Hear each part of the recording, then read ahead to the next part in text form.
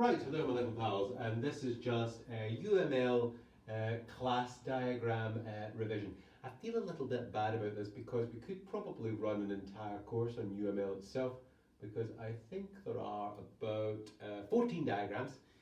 Some of them are behavioural, some of them are structural. This is probably the most popular sort of structural diagram, but you need to have a sort of appreciation of it.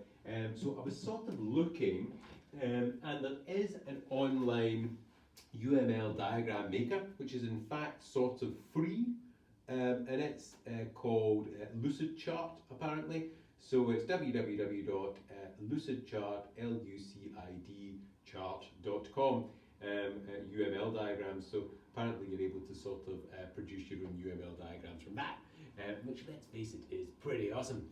So the Unified Modeling Language is a sort of general purpose developmental modeling language. And then if you just sort of Google that, we will have a look at the sort of types, or briefly look at the sort of types. So if you go to talify.com as well, and just say what is UML, it'll give you a sort of overview of all of them, why use it, that sort of thing. So let's have a look. The different types: behavioral UML diagrams, so activity use case diagrams, interaction overview diagrams, timing diagrams, state machine diagrams, communication diagrams, sequence diagrams, and then structural UML. So this is structural UML we're looking at today.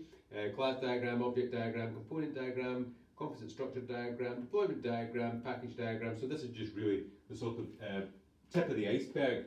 Okay, so essentially you'll be wanting to look at these, potentially that sort of free piece of software for later on when you're actually coming up with these diagrams for yourself, for your design, and it's good. But we're just sort of looking at the tip of the iceberg. Probably the most popular one, the structural diagram anyway, is the class diagram. And it's because it all sort of intuitively sort of fits in to the fact that you're working with classes in this class. There's a lot of classes. We're going to be using the class diagram to work with classes in this class. So it sort of intuitively fits in there, I think, anyway. Now, I've got a sort of overview of the Unified Modeling Language. I have the handbook around here somewhere, and as I say, we could run an entire course on this, and in the computer science degree stream, I think there are courses pretty much like that. When I grew up, it was object-oriented analysis, and that was the sort of analysis part of it. Then object-oriented design, and then you actually took what you'd sort of analysed, whether that being a sort of existing system or a new system or whatever, and you'd actually put it into the implementation, sort of C++ implementation. C++ sort of did lend itself a wee bit better to UML at one stage because you had the sort of pointers and stuff in there, so it was quite easy to model association, if I remember correctly. So you had a pointer to another class, which was quite nice. Okay, so we'll give you an overview of that. Examples of object orientation. Now, I apologise if this seems a bit like a revision for the programming with objects people, but let's face it, I mean, we had the conversation the other day, no one picks up anything in the first time anyway, or the first chance. So it's good to have revision, and hopefully it's not too much rinse and repeat, that sort of thing. So, examples of object orientation, we'll do sort of general examples, and I really want you to think about the notation, because there is a sort of question, a number of questions at the end of this sort of multiple choice test that I'm going to give you that are based on UML diagram, UML class diagrams, and how you actually structure them. Okay, so we're going to be looking at these in particular, so how to actually construct them, the names of the classes, the attributes associated with the classes, the scope, that sort of thing, and how to actually put the methods and the relationships, inheritance, all that. It's going to be great. Yeah, love it. So we're going to have a look at a general example, a role-playing game example, Plants vs Zombies, Angry Birds, and you see that it's all pretty much the same. This is all just straight out of my brain. Obviously don't have access to the code to verify this, but I just assume. Hungry Shark Evolution, X-Men example as well, a Pokemon example, which is pretty similar to the sort of Jurassic World Alive or Pokemon example that you did last year. pretty much all the same, okay? So, UML notation.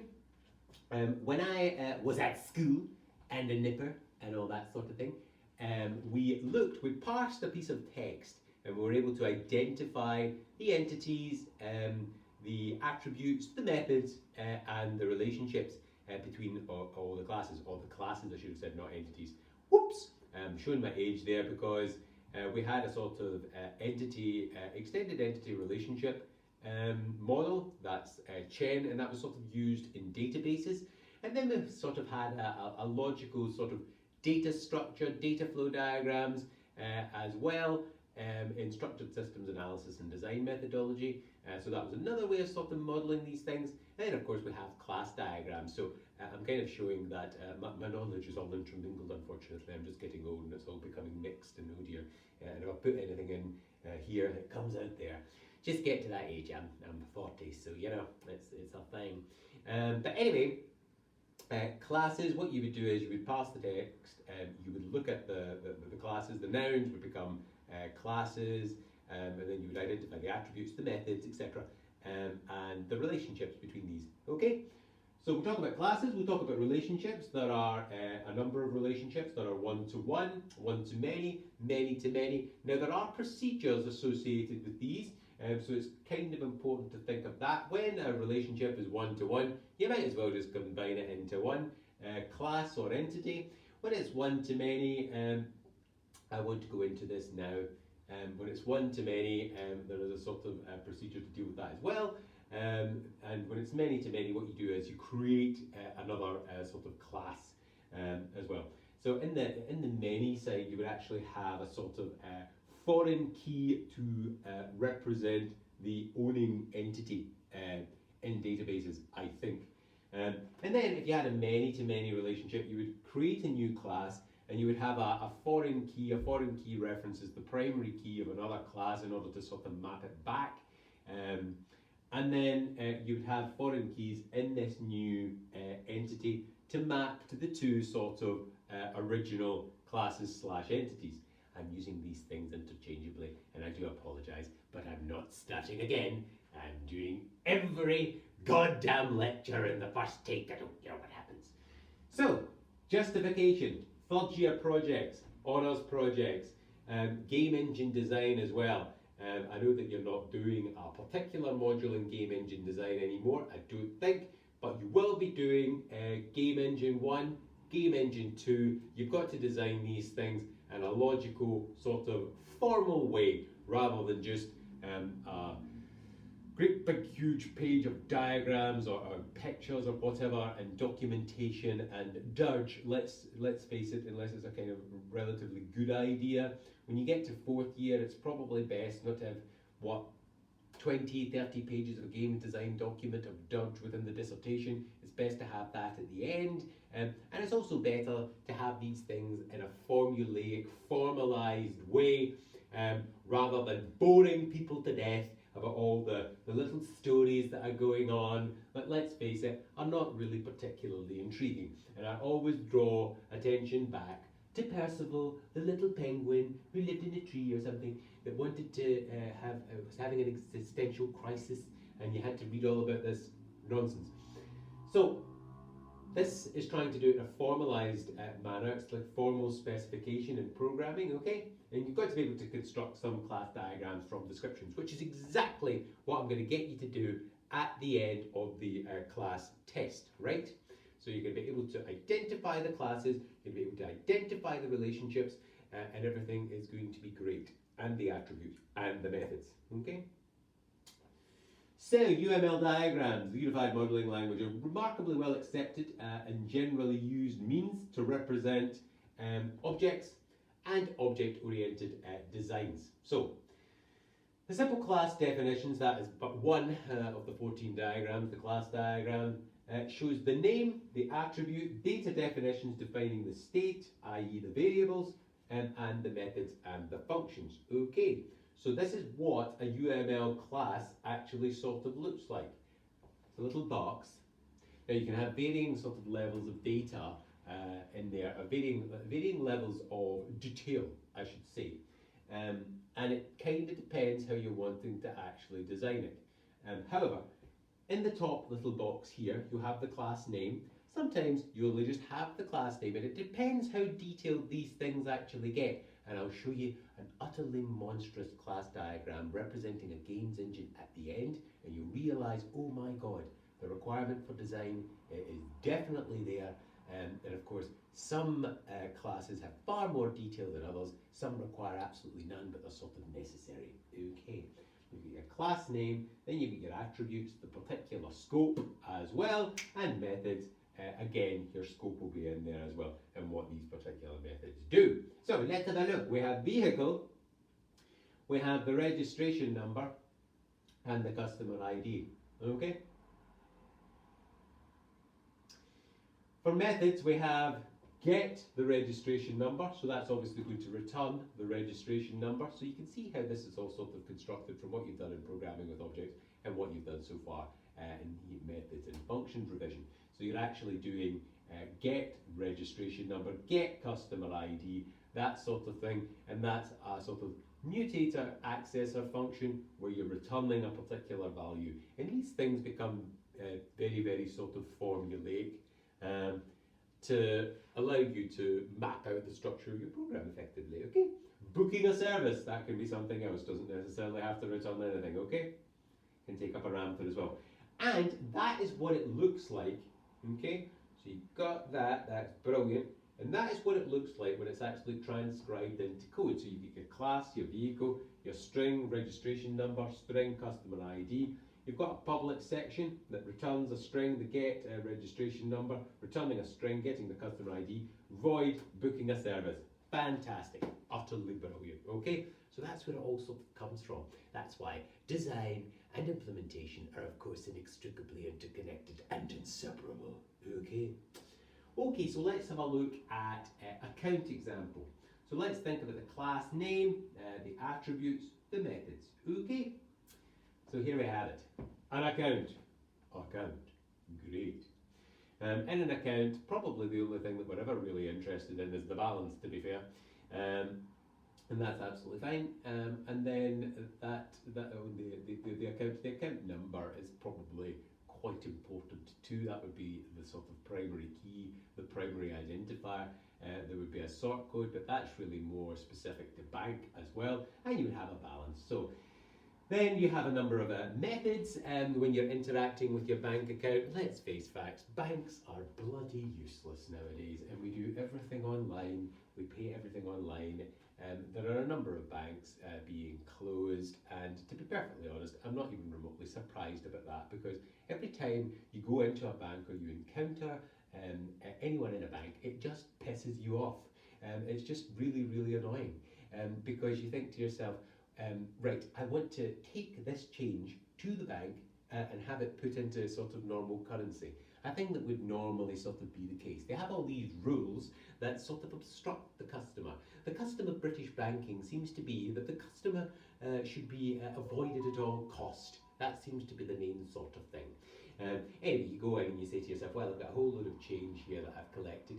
I would actually quite like to have this more or less just put into some form of normal currency. To put you in the picture, I was actually the sort of treasurer for a charity at one point, a very small one nonetheless, but I collected all this money in various different forms, and you can imagine charitable donations by hand are all over the shop. So, I mean, it was 1p's, 2p's, all that sort of thing. So I sorted all this out, and I went into the bank, and I said, could you put this into sort of more manageable money, i.e.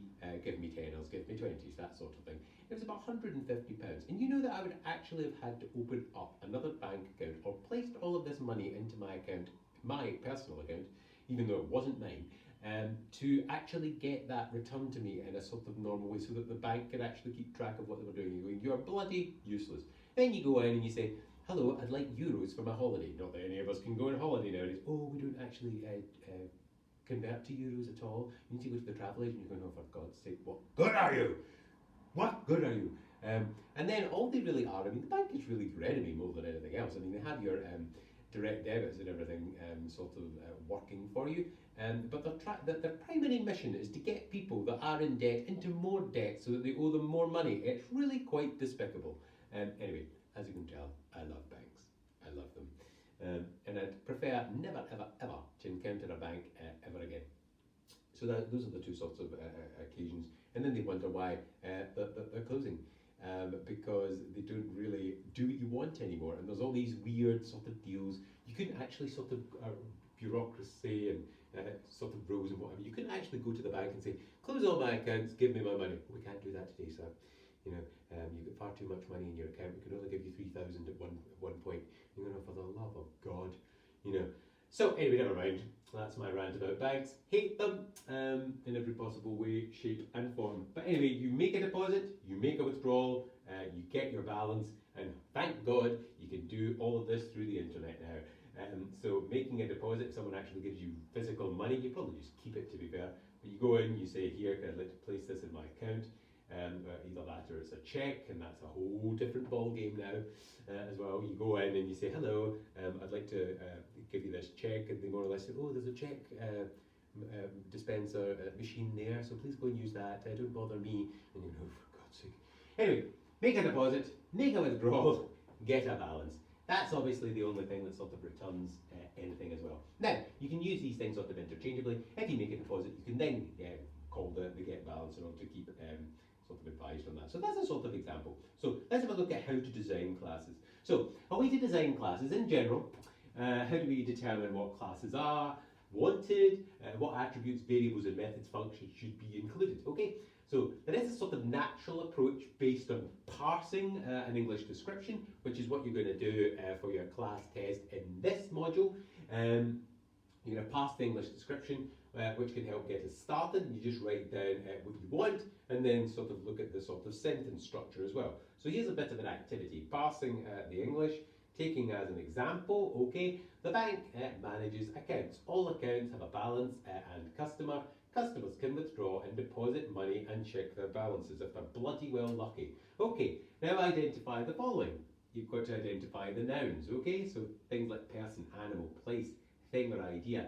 These are going to be the classes or the objects. The verbs, the doing words, these are going to be the functions. That's what we want our classes to actually do. The adjectives, these are things that describe the class or the particular attributes that are going to go into the sort of middle column, okay? So let's have a look at this again. Noun equals a class. So the bank is of course a noun. Accounts are of course nouns, and customers are of course nouns. So they become classes, all right? And then verbs are going to become methods, more or less. That's the sort of golden rule. So withdraw, deposit and check, okay? Those are doing words. Then of course adjectives, the describing words, become the attributes. So you get balance and customer, okay? Now, how can we describe the object? What are its features, okay? So that's exactly what we're sort of talking about there. The bank, all the nouns are in blue. All the verbs are in this kind of yellowy colour, and then the adjectives are in sort of purple. Okay. So how are we actually going to describe that? The bank manages accounts. All accounts have a balance and customers. Okay. Customers can withdraw and deposit money and check their balance and hopefully get the hell out of Dodge. Okay, so you've got your account, you've got your balance, your customer ID, the ability to withdraw, deposit, get balance, then you've got your customer. The customer has a name and a customer ID, presumably. So, what is the relationship between accounts and customers? Now, these things are basically your own design, these relationships, and it depends what you're actually attempting to model. So, can an account have more than one customer?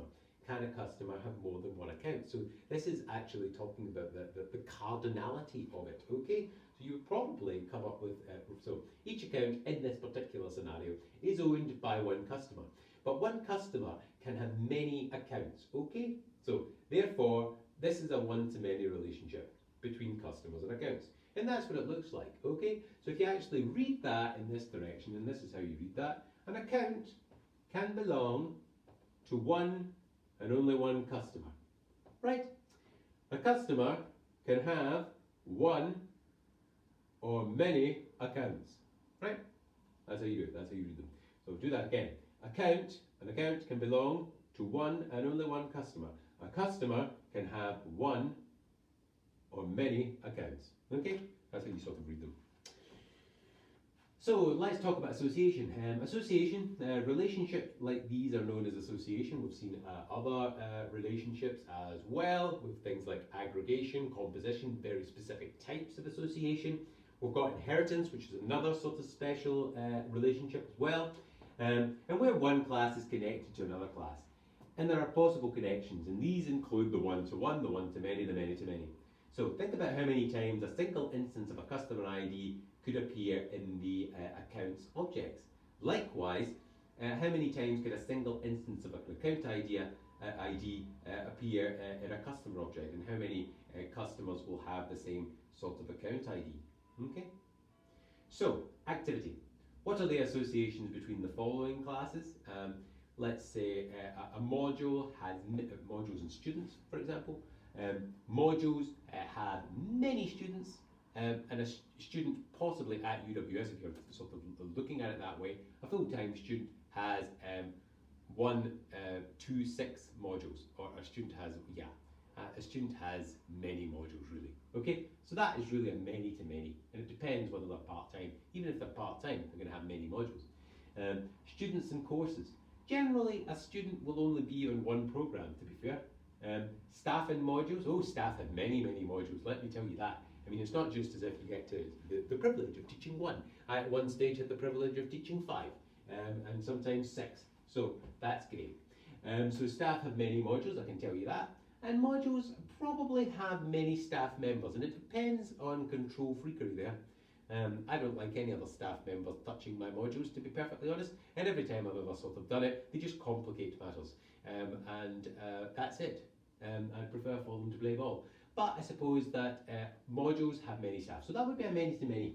Yeah. Program tutors and courses. I don't even know what the hell that's supposed to mean. Program tutors and courses.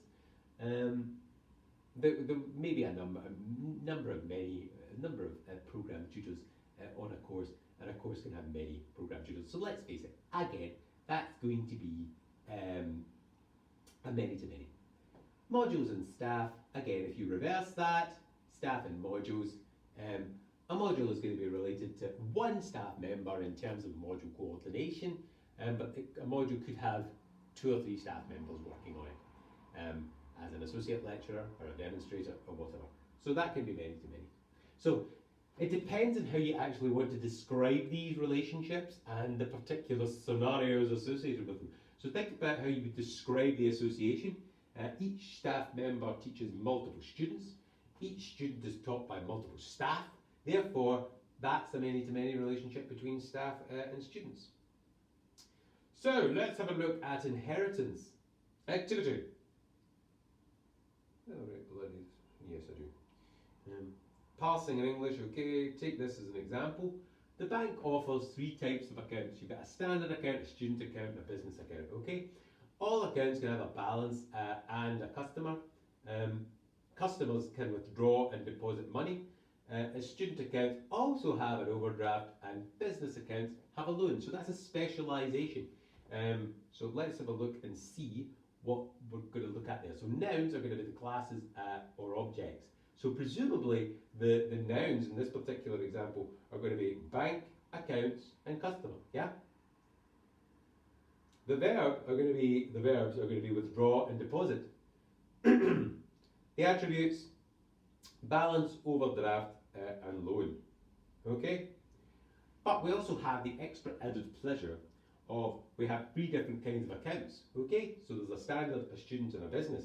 So let's have a look at these in particular. Now they have specializations. That is the nature of inheritance. So you would have an account where these 3 particular accounts would inherit from that, the basic functionality. Okay, so let's look and see how much this is actually repeated if you're going to have all of these in isolation without the inheritance being there. Okay, so you get standard account, balance, customer ID, withdraw, deposit, get balance. Okay, student account, balance, customer ID, overdraft. That's the specialization. So withdraw, deposit, get balance, get overdraft. Okay, business account, balance, customer ID, loan, withdraw, deposit, get balance, get loan. And you can see the level of reproduction there. You're using a lot of reproduced stuff, repeated stuff. And that's not really good programming. That's not the nature of inheritance or encapsulation or reusability. Okay, so really, so much duplication. Yuck. I would never have used that in a slide. I stole this from a nice lecturer at Abertay called Adam Sampson, who was the external examiner of this course at one stage. And he said, please use my material. I said, I will. Thank you very much, Adam. But anyway, he says, yuck, so much duplication. Yuck is not a word I would use ever. So, inheritance, you have the base class and the derived classes. The derived class is a specialized version of the base class, like we sort of seen in lecture 2, okay? Also known as the parent and the child, or the specialization and the generalization, okay? A derived class includes all of the members of its base class. Another way of saying this is the child class inherits all of the variables and functions of its parent class, but it cannot access those members of the parent base class that are private. Okay, so this is what that horrible, yucky duplication then becomes with good design and good thought processes and inheritance and UML applied. Okay, so you get your account, you get your balance ID, you get your balance, your customer ID, withdraw, deposit, get balance. That's all part of the accounts, regardless of what happens. Okay, you then have your sort of normal account, but you have your business account, which has a specialization with a loan, get loan, student account, overdraft specialization, get an overdraft. And that's what it then becomes. And that is the beauty of inheritance, reusability, encapsulation, object-oriented programming. One of the beauties. So, essentially, programmers are incredibly lazy. We shouldn't have to be duplicating code all the time. And if we are, there is a better way of doing it and a better way of designing it. Okay? And I've sort of done that sort of thing before. The only way that you ever come to that epiphany is by designing a great big huge program. I once did an entire coursework by myself in second year. No one else contributed a damn thing to it. And I wrote the entire thing. And it was thousands upon thousands of lines of code. It was absolutely massive. But because I sort of hacked it together, I duplicated a lot of code in it. And I remember coming to the epiphany of that there must be a better way of doing that. And there was inheritance and good design. And that's how I sort of learned how to program, doing everyone's coursework for them at university. I was even doing that back then in my early 20s. And now I'm still doing the same at age 40. Great. So, almost sounds as if I'm having a midlife crisis. So here we have it, right? We have customer, name, customer ID, get name. Cool. A customer has one or many accounts. The account has balance, customer ID, withdraw, deposit, get balance. So that's the name, the attributes, the methods. Fantastic. Reading that relationship backwards, you say that an account has one customer as an owner. Maybe, unless it's a joint account. But that changes the ballgame, doesn't it? Then, of course, you're looking at the inheritance. You have the account there. Then you have the specializations of these accounts, okay? So your business account, loan, get loan, student account, overdraft, get overdraft. Then, of course, you have the bank, which has a number of accounts, which has a number of customers, which has God knows what else. I'll tell you what they don't do is change euros or deal with you in any form of efficient way. The green line shows association relationships between customers and accounts. Red arrows show that business account and student account are derived classes from the account base class. Fantastic. Right. So which of the following pairs, and if we were in the class, we'd be doing this as a bit of an activity, but since we're not, fair enough. Which of the following pairs would be sensibly related by an inheritance relationship? So think about this. Is one a type of the other? And if so, an inheritance relationship could possibly be appropriate. Is a dog a type of animal? I would say yes. Is an aircraft a kind of wing, or type of wing? No. Is a ferry a type of boat? Probably. Is a person a type of parent? Can be. Is a niece a kind of uncle? God no. Is a computer a kind of integrated circuit? I don't even understand what the hell that means. Computer, is that a type of hardware? Possibly, but I don't think so. Is a card a type of pack? Is a fruit a type of tomato? Yep. Is an apple a type of pep? No. Is a car a type of fuel tank? Absolutely not. Is a polygon a shape? Yes, it is. So probably my guess would be, and I didn't actually write these, by the way, these slides. I would guess that that's an inheritance relationship, that's an inheritance relationship, that is no, yes, no, yes. So let's have a look.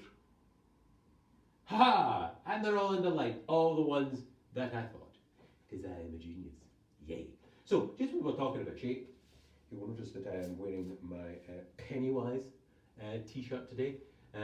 Let's look at that in a sort of polymorphic sort of view because the character Pennywise, it in the Stephen King's novel, the movie, and of course in the sort of mini-series, has many forms.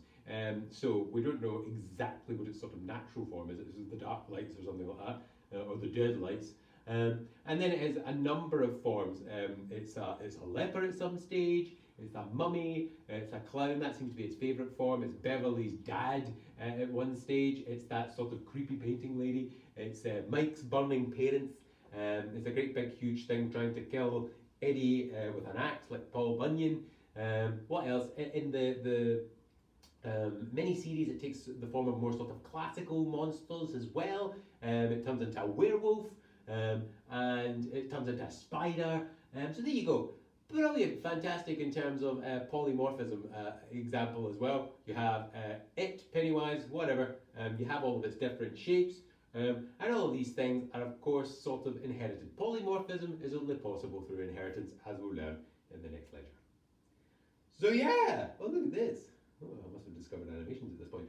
So, you've heard computer science related terms such as encapsulation, inheritance, polymorphism, classes, objects. Possibly still not get exactly what object-oriented programming is used for. So object orientation is really unavoidable in the games industry, in the software development industry. It's one of the sort of main interview things. I do remember one of the students at one stage kind of going, well, I'm going to go and get a job with my HND. And I said, well, go right ahead. We will withdraw you from the course and you go and do that. And let me know how it goes.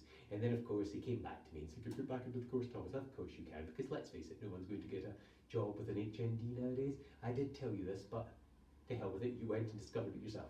And he came back and he was telling me that he went for an interview for a software developer, and that was one of the first questions that he got. You know, what is the difference between inheritance and polymorphism, and can you actually do a sort of a class diagram on this board and do a little bit of coding?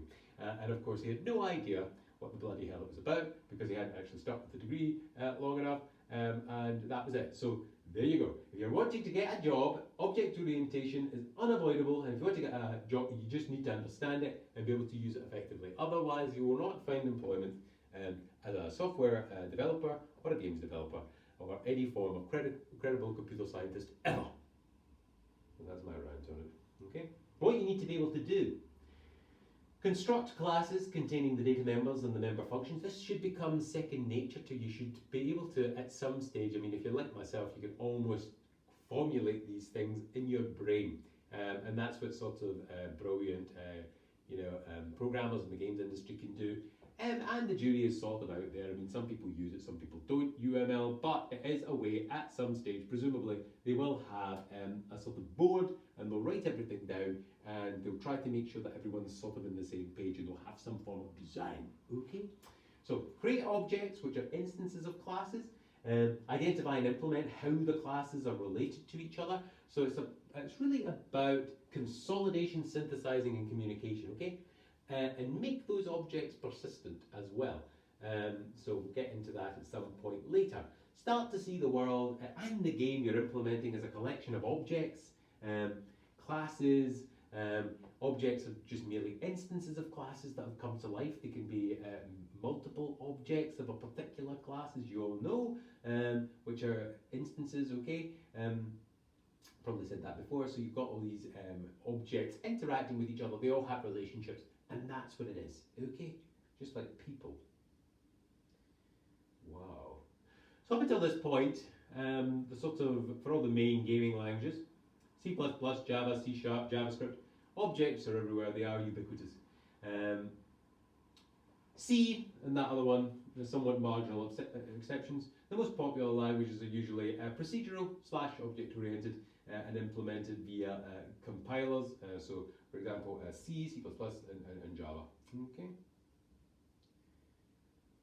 I don't really like this slide. I think it's a bit pointless, to be honest. But anyway, you've got a sort of overview of the languages. Assembly C, widely known, portable, numerous APIs, compiles to machine code. C++, object-oriented, widely known. Yarn, numerous APIs. Java, object-oriented, garbage collection makes it a bit special. C#, object-oriented, garbage collection again. Interfaces, Microsoft products, great. Objective-C, Swift, Python, good new one. R, is that a new one? God knows. Lisp, Pascal, Perl, Smalltalk. Okay, so that's a sort of quick overview of languages for the moment. You need to understand these things from the beginning. Duplication of code is considered to be bad programming practice. If you start to duplicate code, then you're not doing your job particularly well. Code will always undergo changes in terms of fixing bugs or adding new features, and it's got to be that it's modular and that you don't actually change the underlying change aspects of the code or sections of the code that don't need to be changed. So modular programming is a good idea, which allows code reuse, calling functions or procedures, updating the function code, updates it everywhere, and that the function is called automatically. So great reusability, efficiency, okay? These things become apparent when you write a great, big, huge program and you think to yourself, is that big enough? Will I have the epiphany? Eventually. I can more or less guarantee it. Unified modeling language, so let's have a look at abstraction, encapsulation, visibility fields, attributes and methods. So let's have a look at this. Animal, okay? Abstraction is everywhere, by the way. I don't know if I've actually explained abstraction before. I think I've got it in my slides later. To the main sort of, or in programming with objects, to the main sort of examples I always think about in terms of abstraction is that it's to hide complexity. That's all it really is. Okay, it's a big word for hiding complexity. And if you go into McDonald's and you say, "Hello, can I have a Big Mac?" That does away with all of the complexity. You don't then have to say, "Hello there, I would like a burger, please, with some cheese on it, some gherkins, possibly 2 burgers, is that what a Big Mac is? And I want some tomato on it as well. And I want you to put the burgers in between the 2 buns of bread, and yes, there's sesame seeds on it." It just does away with all of that. You know what a Big Mac is, you get a Big Mac, and it's done. And it's the same with cocktails. If you go and order a cocktail in a bar, and I always sort of use Venoms as an example. That seems to be a sort of drink that is popular with some of my friends. And instead of going up and saying, "Hello, I would like a shot of vodka, a shot of Southern Comfort, an entire bottle of Blue Wicked, and some orange juice in a glass, please," you just go up and say, "Hello, Venom," and then the person behind the counter sort of knows what you're talking about. They know their cocktails. Okay, so fantastic. That's abstraction. Hiding complexity. So let's have a look at this. Animal.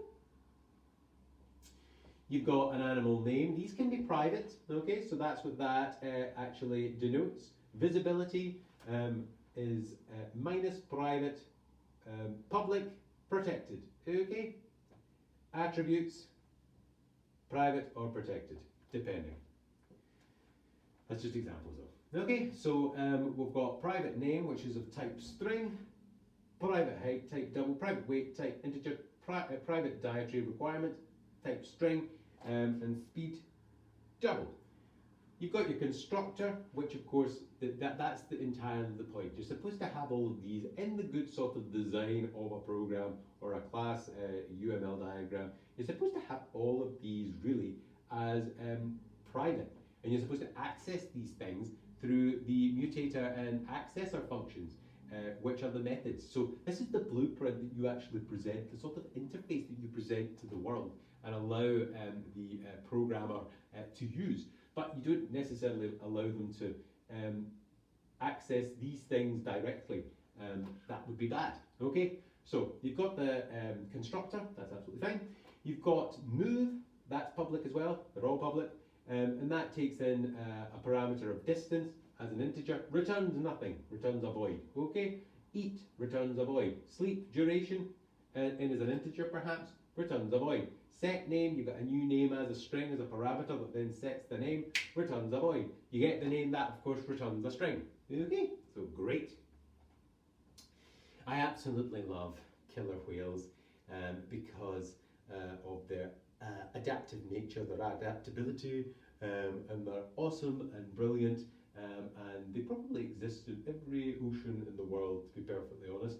and they just sort of completely and utterly adapt to their surroundings. They are the sort of apex predators, and sometimes they go a bit mental and do weird things, and they sort of enjoy pleasure as well. They're incredibly complex social creatures, sometimes solo killers, loving parents, that sort of thing.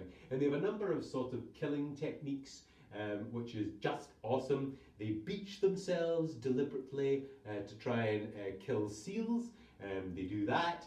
What else? They sort of herd great big shoals of fish into little balls, and they come in and they whack them with their tail in order to stun them and then eat them.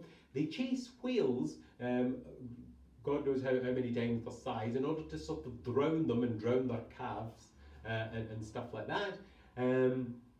What else do they do?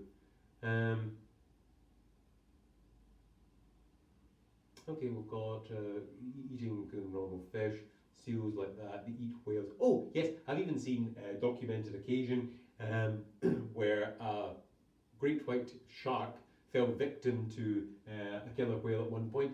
This killer whale actually developed a taste for shark livers, so decided to kill great white sharks and eat their liver. It was like the Hannibal Lecter of the sea, and it was quite interesting. It's called Predation of White Sharks by Killer Whales. It's actually a scientific paper. So they do all these fantastic things. Oh yes, they even sort of trap, is it narwhals or in sort of ice holes, and they make sure that they sort of run, oh, is that polar bears? Have I done the wrong thing? Yes, that's polar bears. They're quite adaptive as well. But they also play badminton with their prey, which I absolutely love. They play badminton with seals, they whack them back and forth and play a little game of tennis. It's great. And I've even seen documented evidence of a killer whale showing mercy and putting one back, putting a seal back and saying, nah, killed enough today.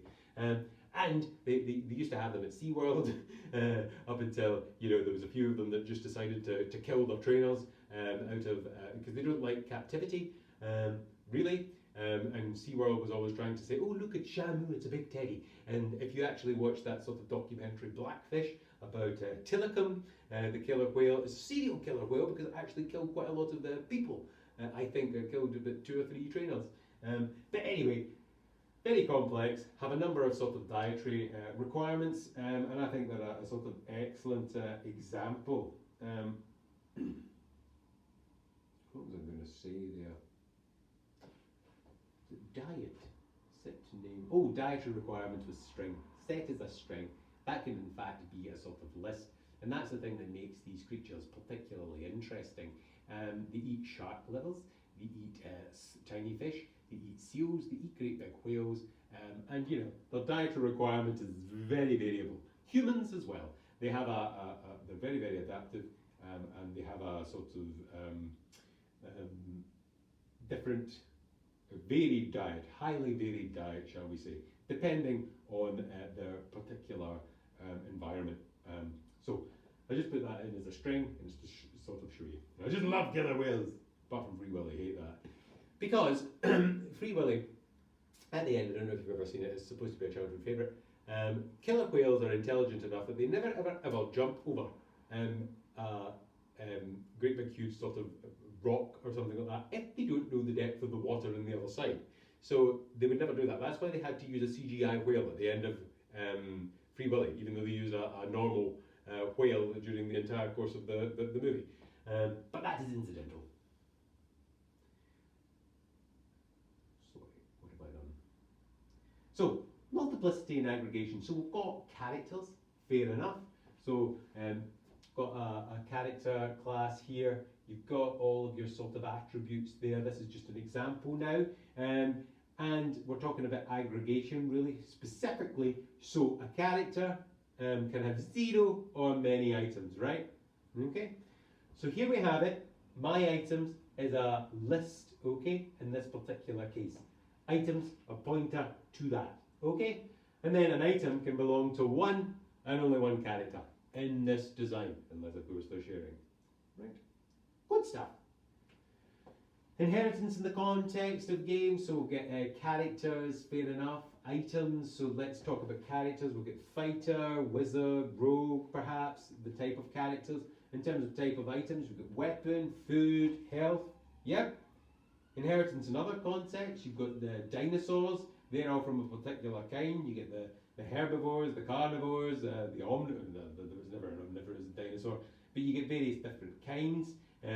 As you can see here, all coming from Dinosauria, and then you've got things like Stegosauria, Ankylosaurida, and they all come. Ooh, Ceratopsia, Diplodocus, Titanosauria, all of those kinds. So there you go. The dinosaurs all came from one particular sort of strain of dinosaur, really.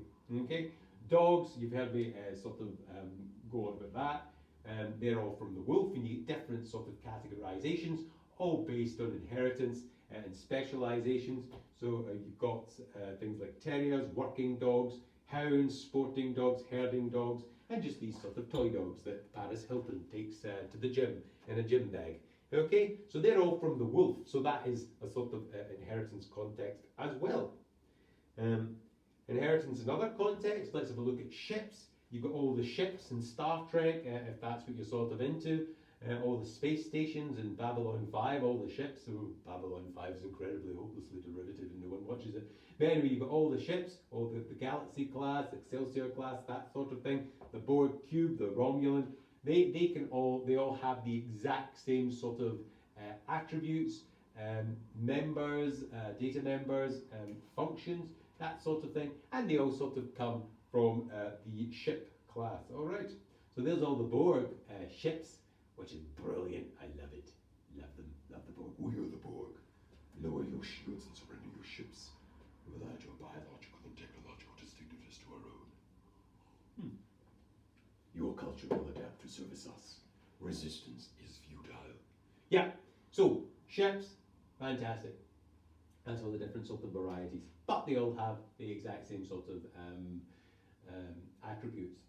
Or things that describe them, but these attributes are, of course, have different values. So if you look at the Galaxy class ship, it's 643 meters apparently in length. Then you've got a Daedalus, which are 106 meters in length. So the point is, you can have ship, you can have all these different particular objects, and all of these objects, instances, which are supposed to be responsible for saving all of their own data, all have different attributes, making them unique. Ah, beautifully illustrated. Love it. Okay. So let's have a look at Plants versus Zombies. This is just a sort of simple one. You can sort of notice that these are now becoming slightly less complex. So it depends on your particular design, what you're wanting to do. So you get player. A game has a player. A game also has a character. Okay. A character can be either a plant or a zombie. Yep. The game has a number of worlds, a world has a number of levels perhaps, and a game also has levels, yes? So that's the way it sort of works. They have abilities, sounds, status, sprites, so let's look at that. We've got the plants, yep.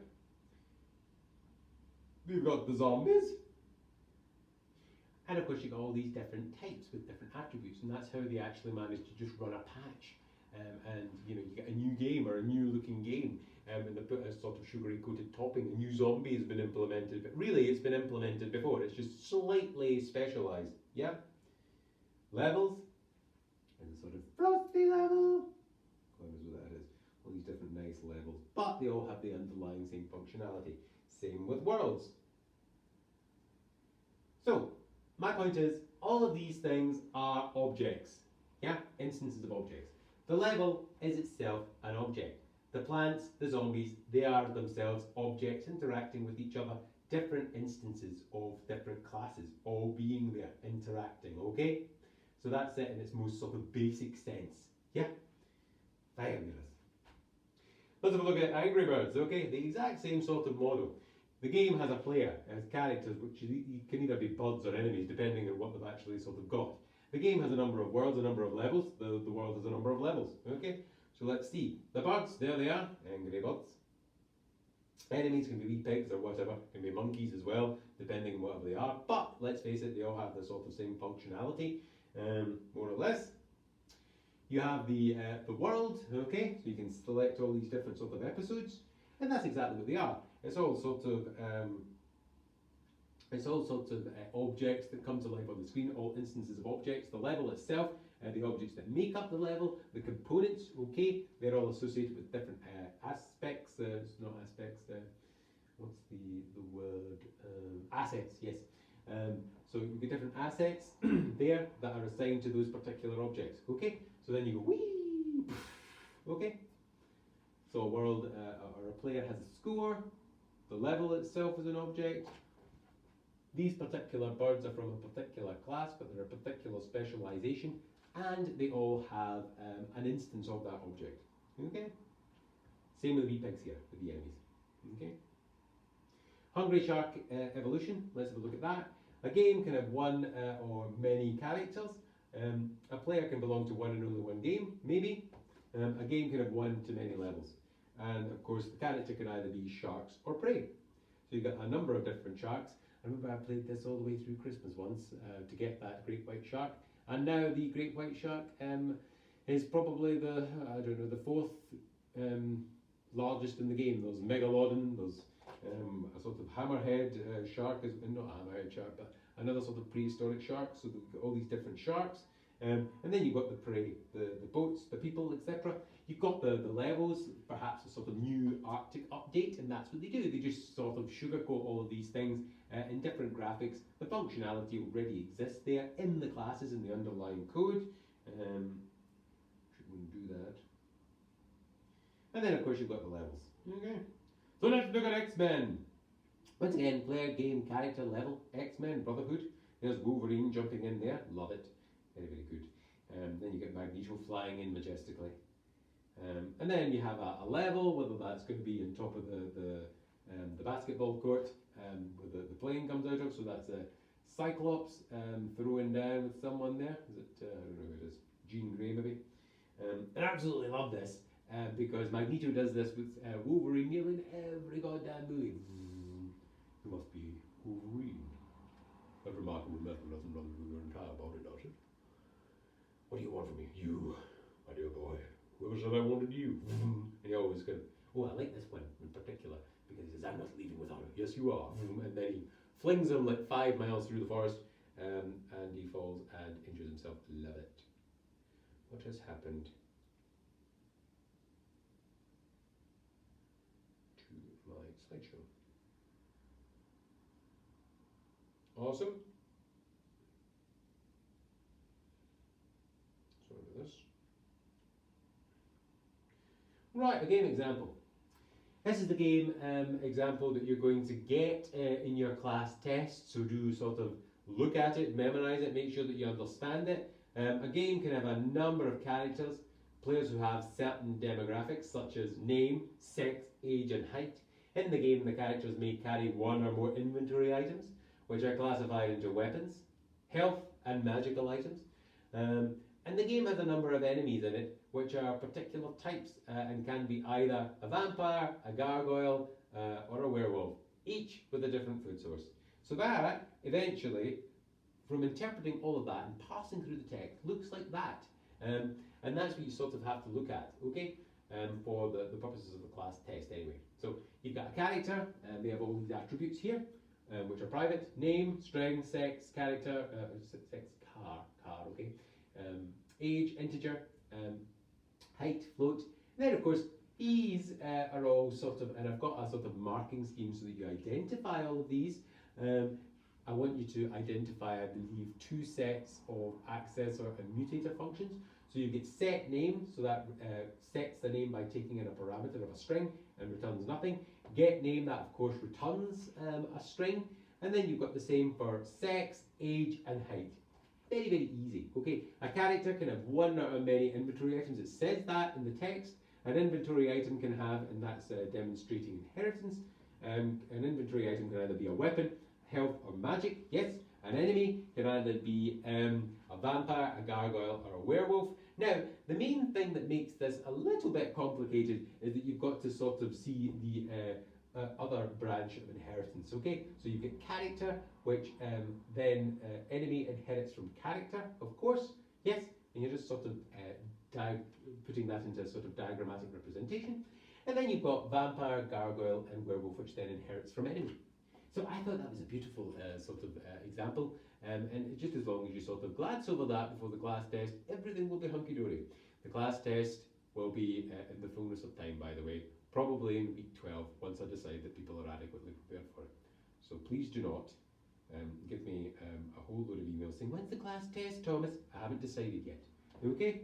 Right, so Fortnite, Save the World is designed as player versus environment game with 4 players cooperating towards a common objective and various missions. The game is set after a fluke storm appears across Earth, causing 98% of the population to disappear, and the survivors to be attacked by zombies. So there you go. I mean, when you think of the objects that are in place there, you've got the characters, you've got the missions or the classes, and then of course you've got the enemies, yes? Okay? So, if you sort of think about that, could you actually do a sort of class diagram description for Fortnite? Of course you could. You've got a number of enemies, you've got a number of characters, they've all got weapons, levels, it's practically the same thing. Super Mario Galaxy, set in outer space, where Mario travels between galaxies. There's a shocker. Galaxies is of course going to be a class. The character is going to be a class. To collect power stars, that's of course going to be some form of object as well. Completing quests. Each galaxy contains a number of planets. There's a shocker. So that's actually an association. Okay. And there are space objects for the player to explore. The game's physics system gives each celestial object its own gravitational force. If we were in fact in the class, we would have discussed this to some sort of length, okay? And it would be quite nice. So the game's physics system gives each celestial object its own gravitational force. These are of course the attributes of those particular objects, okay?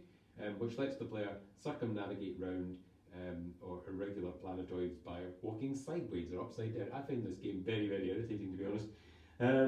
So attributes again, or methods, pieces of functionality, jump as well, fall, think about these things. So galaxies, the levels, the celestial objects, the stars, the characters, it's just something to sort of think about, okay? So there we have it. Now, this is an actual game engine UML class diagram. Now, as you can see, there are some classes that are far more detailed than others, okay?